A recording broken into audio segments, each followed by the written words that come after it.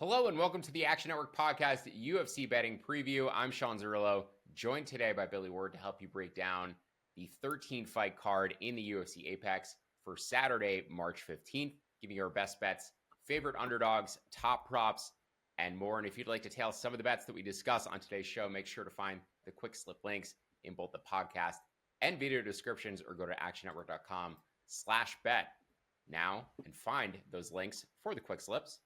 And a 13-fight card at the UFC Apex. 7 prelims beginning at 4 p.m. Eastern. 6-fight main card at 7 p.m. Eastern. The main event, a rematch between Marvin Vettori and Roman Dolidze. Vettori around -160. Dolidze around +135.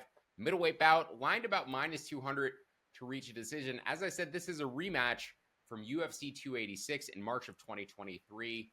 Vettori closed -250 in a 3-round fight. That fight was about a similar price to go to a decision, roughly -180. Vettori ultimately won a 29-28 unanimous decision, but looking back, half the media scorecards had it for Dolidze. 2 of the media members had it 30-27 Dolidze. 1 had it 30-27 for Vettori, and 58% of fan scorecards had it for Dolidze as well. So despite the unanimous decision, it was much closer than the actual final results indicated. Now, Vettori did land more significant strikes and more head strikes in each round of the fight. Dolidze landed the most significant strike of the first round, and I guess some judges, some fans thought that, or some media judges and some fans thought that he landed the more impactful strikes in the second and third rounds as well. Does carry more power, has more submission upside, but in the first time I previewed this fight, I said that Vettori was one of the more difficult matchups for Dolidze at the top of the division, and I think that gets even worse for him in a 5-round fight just because Vettori's super durable, generally is not, come close to getting submitted, but he also has excellent cardio, and over the course of 25 minutes, Dolidze should fade getting into the championship rounds. Vettori should potentially pick up the pace getting into the championship rounds, especially because Vettori coming off of shoulder surgery here, may see some cage rust early on in the fight, probably loses the early minutes, and then I think Vettori probably worth a live bet after round 1, after round 2, maybe even after round 3 as well if his price improves. If he's down 2-1 or potentially up 2-1 going into round 4, may get the same line as his pre-fight price. So Vettori live, probably the best angle for me. I also like the fight to go to a decision. I like it, and I like Vettori to win by decision as well. But the best way I think you could play this, Vettori in the over 2.5 rounds pre-fight, I found that at about -122. As I said, you could play his decision prop as well. I just think there's a chance he finishes a tiring Dolidze late. The one time we saw Dolidze go into a 5-round fight, he ended up fading and getting finished by Nasruddin Imavov. Billy, I think you have the same approach or a very similar approach to me in terms of betting this fight, taking a slightly different bet specifically. I had very similar odds, just about a 2.5-minute difference in terms of what we're actually betting. So go ahead and tell me what I missed in terms of breaking down this fight and any other ways you'd like to bet it from how I have. Yeah, before I get to what I'm giving out now, I took Marvin Vettori at -140 earlier in the week. That was in my luck ratings. All the rematch trends point in his direction. He's the younger fighter, and he won the first matchup. And then also, as you pointed out, the 5-round makes it much, much worse for Roman Dolidze, in my opinion. His 2 advantages are his power, but he swings real wild and kind of empties that pretty early in most of his fights, and his grappling, which he also uses a ton of energy, and it doesn't typically hold up well for him later into a fight. His only 5-round fight so far was against Nasruddin Imavov. Didn't really try to push the grappling until the 5th round. Went 0 for 3 on takedowns, barely landed any strikes, got kind of shut down later in the fight. And as you pointed out, it's a horrible stylistic matchup for Dolidze because he needs to hurt you with one big shot, and Vettori has a big old giant head and pretty much never gets too hurt in any of his fights. Also very solid takedown defense. Wouldn't shock me if Dolidze got 1 or 2 early in the fight. I just don't see him able to do that over 25 minutes, even in the smaller cage. But yeah, as you alluded to, I just went with the 4-5 or decision line on FanDuel, which is -110. It's 12 cents less of juice for 2.5 less minutes. I'm okay with either if you didn't get the better line on Vettori earlier in the week, or any kind of same game parlay with whatever minutes or rounds you want to throw in there. It's just a risk tolerance thing. If you want to swing for the fences and play over 3.5 or 4.5, whatever, fine with me. I think it's probably a decision, but I agree with you that I'm worried enough about a late stoppage that I want that equity in there too. Absolutely, yeah. Just don't want to be sweating Dolidze potentially crumbling in the 5th round. I think Right. any iterations of Vettori later versus any iterations of Dolidze finishing inside the distance are the two, approaches I would generally take for betting this fight. Just want to note again, Vettori live bet may be the best time Yeah. to bet this fight after round 1, 2, 3. Maybe it's 1-1 after round 2. Maybe he's down 0-1 after round 1. Just keep an eye on the live market. If Vettori's price improves at all, I'm going to be looking to bet him, provided he's not rocked and like still recovering Right. between rounds. Just want to mention, the final piece here, in terms of the Dolidze mixing it up, going to the takedowns. So Vettori did move his camp to ATT before this fight, while he's been rehabbing from the injury. I thought there was a chance, before I went back and watched the first fight, maybe he'll introduce more leg kicks here. He kicked Dolidze's leg like 40 times in the first fight across 3 rounds. It's statistically amongst the most he's ever kicked an opponent's leg. So it's not like that's going to be a new aspect that he introduces to his game for this fight. Maybe you see ATT tell him to mix it up a little bit more. You look historically at their takedown numbers. These guys attempt the same number of takedowns against their opponents per 5 minutes spent at distance. So both tend to mix in the wrestling as much as the other does. I think most would view Dolidze as the better grappler here, but don't be surprised if Vettori looks to mix in a takedown, mix in some clinch time, tries to tire Dolidze out up against the fence instead of just standing at range, eating the bigger power shots, which he did last time. But do, worry a little bit about Vettori getting hit hard early. Doesn't have the best striking defense. Neither really does. Vettori defense strikes at 56%, Dolidze at 50%. So both going to get hit. Do think, though, they're both durable, and this likely does go over or go later. Let's turn our attention to the fight of the night. Billy will have a breakdown for this one up on actionnetwork.com. Eliseo Zaleski dos Santos about minus 200 against Chidi and Jaquani. This fight is plus 130 to go to a decision. I think we're on opposite sides of this one here, Billy, but go ahead and give your breakdown for this one first. Yeah, I mean, the big thing for me is Chidi dropped down to 170 last year. I don't like when guys, mid-30s and up drop a weight class. It's not just because of the cardio factor. It's a heavier weight cut for him, which isn't great. His cardio looked fine in his first 2 fights, but the 2-0 he's picked up at welterweight, I think, is a bit of a mirage. He fought Jared Gooden and Reeves McKee, who are like 2-9 in the UFC between the two of them. So did he really get better at 170, or did he just get much, much easier opponents? So besides the, weight cutting factor, you're also typically fighting more skilled and faster opponents as you go down the weight classes. And that's something that tends to go with age. So I don't love that for Chidi. But what really concerned me is he just doesn't seem as explosive at 170. I don't know if that's the weight cut or he just doesn't have the size and strength. Where Zaleski, always getting big knockouts in there. He's got a wheel kick. He's got a flying knee. Flattened Zach Scroggins in the first round with a punch. What impressed me watching his tape is a lot of those flashy capoeira type guys have pretty bad boxing and defense. They either land a big shot or they get beat up. Zaleski, very fundamentally sound, hard to hit clean, good hands, all that stuff we look for. And then probably the better grappler here as well. He's got some highlight takedowns, doesn't tend to do a lot with them, but I think they're enough that they can sway some rounds his way if it's close otherwise. I think the advantage for Chidi is the size, obviously. He's 4 inches taller. And when Zaleski has lost or has looked bad, it's been against bigger, more athletic people, which certainly describes Chidi in theory. I'm just not sure that the welterweight version of him still has that kind of pop and that juice. With all that said, I am not taking minus 200 or whatever the current money line is on Easy Dos Santos. The two I'm looking at is either Dos Santos inside the distance at plus 150. I think he's got the juice to find a button on Chidi, some submission upside as well, or just the minus 3.5 at minus 115. Kicking those two back and forth.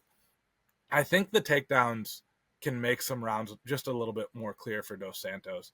Minus 3.5 isn't too hard to cover. You just need one judge to give you a 30-27 in a UD. I think we're going to see some tough to score rounds just on with Chidi a little bit better volume, Dos Santos a little bit crisper, a little bit bigger moments. I'm hoping that the takedown upside in the smaller cage, as well as, a flashy spinning kick or a flying knee or some of that stuff, can sway a judge or two in his favor. So either one of those, my article will have my final line on which of those I go with. But again, it's kind of a risk tolerance thing. If you think he gets a finish, you can get plus 150. If you want, a little bit likelier odds to hit, the minus 115 on his point spread is fine too. Agree with everything you said. I think should just additionally emphasize, in regard to the durability differential and the finishing stuff. I think Dos Santos both more durable and probably has better cardio across 15 minutes. However, Chidi, as you mentioned, taller, 4 inches taller, also has a 7-inch reach advantage, which I think is going to be a big problem for Dos Santos at range. He's also super strong in the clinch, and moving down from 185 to 170 has just like enhanced his overall power, not in terms of like finishing guys with one punch, even though he does have very big power, but just controlling in the grappling, not getting controlled by guys in the grappling, controlling positions in the clinch. Completely agree, Dos Santos, the offensive grappling upside here, but I actually do think he needs to land takedowns or hold at least one takedown, win a round via grappling in order to win the fight. He's only landed 9 takedowns in the UFC career. He did land, though, 4 against Randy Brown, and that to me is a very similar fight to this one. Now, I do view Brown as a better grappler than Chidi. So the fact that Dos Santos had some grappling success, wrestling success against Brown does point well for this fight. I do think Chidi's a little bit stronger, a little bit stronger in general, more powerful than Randy Brown, though. So that, you know, there's that explosion angle fighting back, but the more Chidi has to explode in this fight, the more he has to get up, the more his gas tank is going to get drained. He wants a distance striking fight where he can make use of that reach advantage. I think we ultimately get a very close decision here, like that Brown and Dos Santos fight, where you're weighing the takedowns, the control time for Dos Santos against the striking volume of Chidi. So to me, this is going to be very close to a 50-50 fight, a potential split decision. Give me the striker, the guy landing more damage inside of the apex. But do think this is a very close fight, and agree with Billy. I think more finishing upside for Dos Santos. Billy, any thoughts? I didn't look at the market for it. Any thoughts to the finish-only market for Dos Santos here? Yeah, it wasn't a great price. I think the market is seeing it. I don't remember the exact numbers, but I did check it out, and it is aligned with our thoughts, is how I could sum that up best. So it wasn't really, jumping out at me. I do think it makes sense. I also like, the cheated decision. Just on the logic of if he's going to win, that's probably how it happens. I don't see him.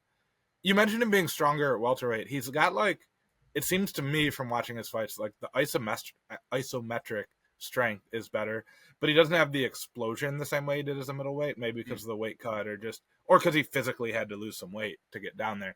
Like, he doesn't seem as fast twitch, but he looked really good in the clinch against guys like Reese McKee and Jared Gooden. I'm not sure that Zaleski does a lot with his takedowns. I actually wrote that in my breakdown. So it's kind of, do we think the judges uses that as a way to break a tie in a round, even if there's not a lot of damage? That's debatable. We never know. Judging has been very, very bad lately, as both Sean and I realized with our best bets last week. So that one's tough. That's probably why I'm leaning to the finish over the -3.5, but we'll see.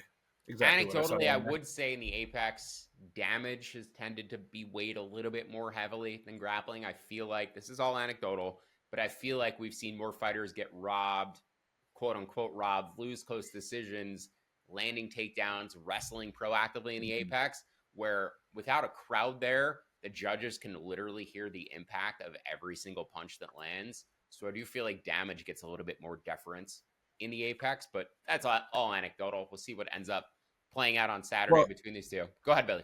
And the flip side of that, though, is you also have more opportunities to get takedowns in the Apex, so that pushes people into doing it more, which maybe, then the judges kind of say, like, all right, you've shot 15 takedowns, we're not going to reward the 2 that landed. So there's 2 sides of that coin, and they kind of point in opposite directions, which is annoying. But I do agree with you on the judging in general. It's just hard to say. You never know who the judges are going to be and what their personal biases are, and it's been rough lately, is all I'll say. Let's move on to our favorite underdogs. Number of big underdogs on this card. A couple we're interested in taking some stabs at. I'll kick it off with Cody Gibson at +380 against Damon Blackshear. Gibson is 7 years older than Blackshear, and there's a lot of age differential fights on this card as well. That 7-year age gap, 6-year age gap, typically where we draw the line, where the market tends to undervalue the younger fighters. But Gibson can wrestle, and Blackshear wins his fights via grappling. If these two end up striking it out for 15 minutes, Gibson has the better strike differential stats historically by about a third of a strike per minute in terms of an edge. But also these two have spent about the same amount of their fights grappling, about 45 to 50% each in terms of fight time spent grappling. Gibson has the higher control rate against his opponents in those grappling exchanges, 57% versus 52% for Blackshear. Gibson has landed more takedowns in the UFC. They both denied 15 of 22 attempts. All of this is to say Blackshear wins his fights through grappling. I'm not sure how much success he's going to have in terms of getting Cody Gibson to the ground or holding him there for long stretches, just because Gibson does come from a wrestling base. I think he'll be able to scramble back to his feet and make this closer than the money line indicates if he's able to strike it out for long stretches. So Cody Gibson at about plus 380 to win this fight. I also like him to win by decision, and I'd lean for this fight to go over or go to a decision. Billy, any thoughts on the Gibson-Blackshear fight? And if not, why don't you go ahead and give out your dogs? Yeah, I'm not on that one specifically. I will say generally, odds are one of these heavy underdogs come through. It's just a matter of, taking a couple sprinkles and find one. I think that's fine. Everything you said makes sense. It'd also be fun to bet Damon Blackshear by Twister at books that have that specifically. He's got the one win, but he's gone for it like 2 or 3 other times. So Gibson's big too. You need a taller opponent to get that off. 5'10" against 5'10", I think you can make it happen. So he did it against Jose Johnson. Johnson's like 6'2", 6'3". Yeah. But yeah, Gibson's. I mean, these are both big fighters for the division. So Gibson does have the body type where I think Blackshear could pull off another Twister if he wants it. Well, and also it works well on wrestlers because they're trying to turn back in on top of you. I mean, I think if you're fighting Damon Blackshear at this point, you kind of know to look out for it, or you should. I mean, it's not a secret. But yeah, that's my only real thought on that one. The 2 very long shots I'm sprinkling on. One is Carlos Vera against Josias Musasa. Vera 0-1 since, I believe, coming back to the UFC. Did he have an earlier stint, or am I confusing him with? No, this is his only I'll look into it. No, yeah, it's his only one. He came off the Ultimate Fighter. He got dominated by Rinya Nakamura on the ground, which is kind of fine. Like, that's going to happen. Older fighter, doesn't have the, explosive ability as Josias Musasa. But Musasa is very, very raw, swings heavy, does a lot. If he doesn't knock you out, there's not really a plan B. He won a close-ish decision on the Contender Series where he couldn't find that finish but got taken down 4 times. Carlos Vera fights out of 50-50 martial art in the DMV area. That's where Ryan Hall is from. These are guys with tricky submissions. They were like one of the hot grappling teams, I don't know, 7-8 years ago. If he can get a takedown, which is a big if, I think he will absolutely school Musasa on the ground. And it's plus 600. So is he likely to win? No, of course not. He's 11 years older, way worse athlete. All it takes is one takedown, though, and he's going to look like a big favorite. So I like Vera for that. I just hope we don't get like a Kron Gracie style guard jumping festival. Like, you got to shoot. You got to at least try. And then the other one, I took her at plus 400 earlier in the week in my luck rating. So that's Uniasi Duben fighting Carly Judice. Duben was like a plus 600 or so underdog on the Contender Series. 10-1. What was it? 10-1. It won, yeah, at various points. I got her at plus 6-1 in the article I did. That's why I quoted that one. Big first round knockout over a previously undefeated opponent. Now she's fighting Carly Judice, who is 3-2, 2 close losses in the UFC. Judice had 0 wins over opponents with winning records. Like, her 3 wins were against fighters at 500 or worse. Duben might just be a flash in the pan. She might have just landed a lucky punch. But when you're fighting someone who hasn't shown that she's, really a level higher, I'm willing to take that bet.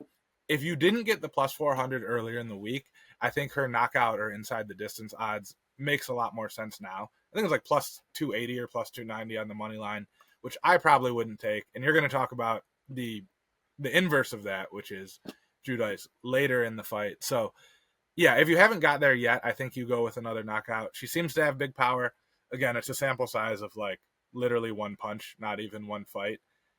But at lower level women's MMA, if you've got stopping power, sometimes that's all you need. And you're going to talk about another fighter in just a second who has stopping power in female MMA. Yeah, I have one other underdog that I like here, but you also have the total on that fight, and I bet the total on the Judice-Duben fight. So before we get to those, with March Madness right around the corner, now's the perfect time to get yourself an Action Pro account. Get real-time pick alerts from Stuckey, access to Sean Kerner's bracket, and more. With 68 teams in the tournament, we're dropping the price for an Action Pro account to just $68 for an entire year. Visit actionnetwork.com/March to take advantage of the deal. You'll be covered for all March Madness, the NBA, the upcoming baseball season, plus next college football and NFL seasons too. So don't wait. Visit actionnetwork.com/March to sign up and save. And yes, my thoughts on the Duben Judice fight. So women's flyweight fights, go to a decision about 68% of the time in the past 3 years.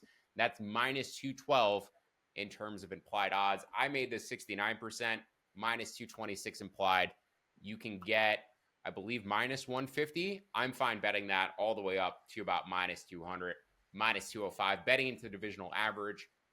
The Dana White Contender Series fight for Dubin was plus money to go to a decision, plus 175, but she was the one who was expected to get finished in that matchup. Judas is bigger here, 3 inches taller, 3-inch reach advantage. I think it's likely that she wins an extended fight. We don't really have much information about Dubin aside from that ridiculous knockout of Shannon Clark on Contender Series. There's just not a ton of tape on her.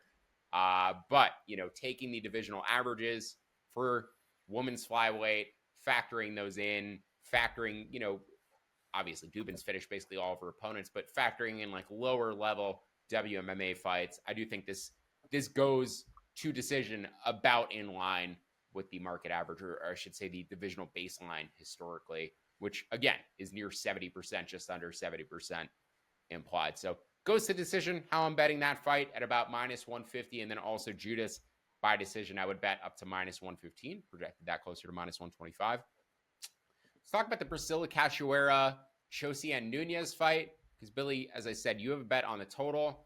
I have a bet on the underdog. Both of these are plus money. Why don't you go ahead and talk about the total for this one first? Because both of these women have sufficient power for the division, and they may just stand in a phone booth and slug it out. Yeah, so I actually agree with you that the underdog Cachoeira is the side.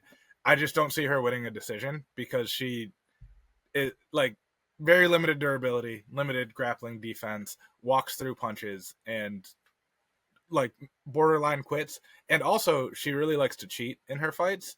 And if we get this fight waved off in the second or early third round or first because she committed 14 illegal shots before the ref stepped in, that also cashes the under, which like is a weird thing to handicap, but was a serious part of how I thought about this one. And then the under 2.5 is plus 170. Cachoeira, a little bit less lines than that. She's the more well-rounded striker. She mixes in kicks and knees and clinch stuff. Nunes just throws overhand lefts over and over and over and hopes one land. It's scary though because Cachoeira can get hit by anyone. Like she does a very good job of finding ways to be hit. So I like Cachoeira. If Cachoeira's money line price was better than the under 2.5, I would be with you. But for an extra 15 cents of juice, and again the cheating angle because she does all kinds of fouls in like every fight she's in. I was tempted to do the point to be deducted at 20-1, but that relies on a ref actually caring and intervening, which as we see is pretty rare in MMA. It's like we saw in the Henry Cejudo fight, they waved the fight off but didn't take a point, which feels backwards. But if something like that happens and it's not in the final 2.5 minutes of the fight, we cash my bet. So that's the angle I'm taking. But anything else I missed on why Cachoeira is the side. Yeah, Mark Smith, who I believe was the referee for the Turner-Bobby Green fight, let Bobby Green die like 4 times, took a point without a warning last week. Just Mark Smith out there doing whatever the hell he wants from fight to fight. No consistency whatsoever. Worst ref in the sport. There's a reason you never see Mark Smith ref a main event. Everybody else refs main events. Mark Smith never in the main event. Take notice of that. Mark Smith never in the main event. They don't want somebody to die on his watch. I like the point deduction for the record, though. I wish they all did that. Like that one, I was actually okay with, but I agree. But he's just like his like pacing and like he's just so random in terms of his decision making. It's completely wild. Like you never know what you're gonna get from him from one fight to the next. So Cachoeira, with regard to the striking defense strikes at 43%, which is tragic. Nunes though 51%, not much better. There's a chance these two just, as I said, slug it out in a phone booth. What I'm more interested in is who shoots a takedown first, and maybe taking plus money takedown odds on either side of this fight. That might interest you, Billy, because both of them are poor grapplers. Both of them have shown a tendency to get taken down and get stuck on their back. And I'm sure both corners at various points will be calling for their fighter to mix it up and shoot a takedown because the other is likely to have success on the feet. As you said, Cachoeira, more diverse striker, right? Going to throw her hands in different directions, jabs, straights, hooks, uppercuts, etc. Nunes is just pure overhand left, spamming it again and again and again. And she does tend to hit people with it, and she's very powerful. There could be a size thing here, which I find interesting. Nunes used to fight at featherweight, 145. Cachoeira used to compete at 125. Now they're meeting at 135. Cachoeira is 5 inches taller, but Nunes has a 2-inch reach advantage, and she has the strength advantage as well. So I think all else being equal, Nunes being favored fine, just because if this is a 15-minute striking fight, Nunes likely hits a little bit harder, even though Cachoeira may have more volume. But ultimately, have to take a shot on either the underdog here or the over, going opposite Billy, because I think plus money on both of those, one ends up likely being wrong. I think it either goes to a decision or Cachoeira potentially finishes her inside the distance. I don't know if I'll play both, but I do like one or the other in terms of plus money. Billy, did you have any other props you wanted to give out before we move on to our best bets? I think that's it for me. I will jump in and say, though, the over is like minus 200 or whatever. The over is not plus money in this one. It's the under that's plus 170. Yeah, that's I project. I didn't mean either plus money. I project value on the over is all I meant to say. Relative to the division, I know they're both power punchers. I know they tend to cause finishes. It is still a woman's 135-pound fight. I want to see where I end up putting that number. I make it minus. You know what? I might be in line with the market there. What was the number on the goes to decision?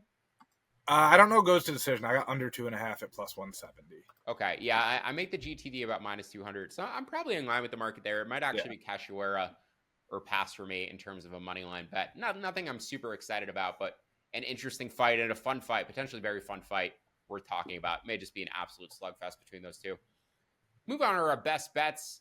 I've got another total and also a long shot decision prop I want to give out, but Billy and I are aligned on one underdog I would have given out in the underdog section. Wanted to save this fight to talk about in best bets. Waldo Cortez Acosta against Ryan Spann. Billy, we're both on the underdog. Tell me why. So remember what I said earlier about older fighters going down a weight class. I feel the exact opposite way about older fighters going up a weight class, especially when that weight class is heavyweight, because the quality of heavyweight MMA right now is so bad that some of these, borderline ranked or formerly ranked light heavyweights are going to look really, really good against big, slow heavyweight former minor league baseball players, which is Waldo Cortez Acosta. Ryan Spann, finally got back in the win column against OSP after a tough stretch that included a split decision loss to Anthony Smith. Wasn't great. Very big boy. It was kind of impressive that he was making 205 to begin with. Inch taller and inch longer reach than Salsa Boy. Will not look like if you watch this fight, you won't know which guy is coming up from light heavyweight. You'll go, they both look pretty big. That's not an issue. Clearly better athlete, clearly more dynamic, has some submission skills in his game, more power. I worry about the durability for Spann, but Cortez Acosta has one finish despite fighting like all the worst dudes in the heavyweight division so far to his career. So in other matchups against guys with a little bit more pop, I will be worried about Ryan Spann at heavyweight. Salsa Boy is not one that does that. Don't think the few takedowns he got on Robelis Despaigne will carry over into him shooting like ever again, really, at heavyweight, unless he fights some other former kickboxer, taekwondo guy type like that. If he shoots on Ryan Spann, he's getting guillotined immediately. Like, that's just how that goes. So plus 150 on Spann. I think the market is just overreacting to the weight differential here, but I think going up to heavyweight, if you aren't drastically undersized, is almost always a good thing. We saw with Jailton Almeida, looked good at light heavyweight, looked like a world beater at heavyweight for a while. I think it's a similar dynamic here. Yeah, I think there could be a give and a take with Spann moving to heavyweight. Obviously, not cutting weight should help him a bit, but also having to push around a bigger guy could take a little bit more out of him. Ryan Spann is just such a weird fighter. He seems to have a near finish in round one against every single opponent, and then when that does not materialize, he does tend to fade. He can fade even within that same first round, just like collapse immediately, if his first attempt at doing something doesn't work. But as you mentioned, I think he is the better athlete. I think he's more powerful. He's got really good leg kicks that could slow Waldo down at range. He's probably going to get on top in the first round, threaten to finish this fight either via submission or ground and pound. Waldo, 6-1 in the UFC, as you said, has faced the bottom of the division. Andrei Arlovsky, that fight, people thought he lost. He got outstruck. Yeah. Go ahead. He got outstruck by Arlovsky. He did as a pretty big favorite. Out grappled Robelis Despaigne. That has no bearing on this matchup. Got out grappled by Marcos Rogerio de Lima. Beat Chase Sherman. Chase Sherman by ELO rating is the worst fighter in the history of the UFC, the lowest ELO rating of all time. Jared Vanderohe, one of the worst fighters I've ever seen personally in the UFC. So yeah, low level wins. He is a volume point fighter, whereas Spann is going to threaten to finish this fight early. And I think Waldo, as we saw in the Rogerio de Lima fight, can get out grappled early. Can he stay safe on the bottom? That I'm not so sure about. I think maybe there's a chance he can, but I still like Spann without cutting the weight potentially to win a decision here, which is not something he does fairly consistently either. I actually lean to the over or the goes decision. But if you want to bet Spann in round 1, if you want to bet Waldo in rounds 2 or round 3, if you want to bet Waldo live, I think those are all reasonable approaches. Just my favorite way is to have a ticket on Spann pre-fight, and then you could potentially hedge out of it live after round 1. You kind of agree with that approach, Billy? Yeah, 100%. I was going to say the same thing. I don't have the numbers in front of me. I looked it up earlier in the week for a different article. If you remove the Andrei Arlovski fight, his opponents, the people that Cortez Acosta beat, are combined like 6-30 in the UFC or somewhere in that neighborhood. And I say remove Arlovski, 1, because he didn't really beat him, and 2, because Arlovski was a week shy of turning 45 when they fought. So that wasn't the same Andrei Arlovski that had all those wins literally 20 years ago. So yeah, it's been one of the most propped up UFC records I've seen in recent memory for Salsa Boy. He was a minus 620 favorite against Arlovski in that fight. Arlovski closed between plus 400 and plus 550. So that was his toughest fight, arguably, in the UFC, even on paper. And he 45-year-old man. I gotta emphasize that enough. And he might have lost it. I mean, every Andrei Arlovski fight seemingly goes to split decision, unless you are a level above him. And clearly, Waldo is not a level above. My favorite bet on this card, this is actually a best bet, considering where the divisional average is. Men's bantamweight fights go to decision about 59% of the time in the past 3 years. A.G. Cunningham and Su Yong Yu is currently plus 117 to reach a decision. I think I even saw plus 130 this morning. It might have moved last night. I projected this right in line with the divisional average, about 58%. Now, Cunningham, I think most people would agree, clearly not UFC level, got beat up on Contender Series, probably didn't deserve a shot in the UFC after that, and got absolutely annihilated by Ludovic Klein. But this is a way different matchup for him than what he's faced in the past. Su Yong Yu is a control-oriented grappler. He's not going to be standing at range trying to finish Cunningham. He's going to be trying to get him down on the mat and finishing him with submissions or controlling him on the mat. Cunningham, to me, is the better striker here. He's also the bigger man, 4-inch taller, 4-inch reach advantage. I'm much more worried about him finishing Yu with strikes than I am the other way around. I think Yu could potentially finish him on the mat.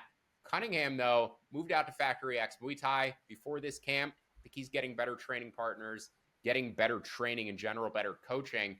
And he actually, to my knowledge, he does have a Brazilian Jiu-Jitsu black belt, can probably keep himself safe on the mat, even if he is getting taken down.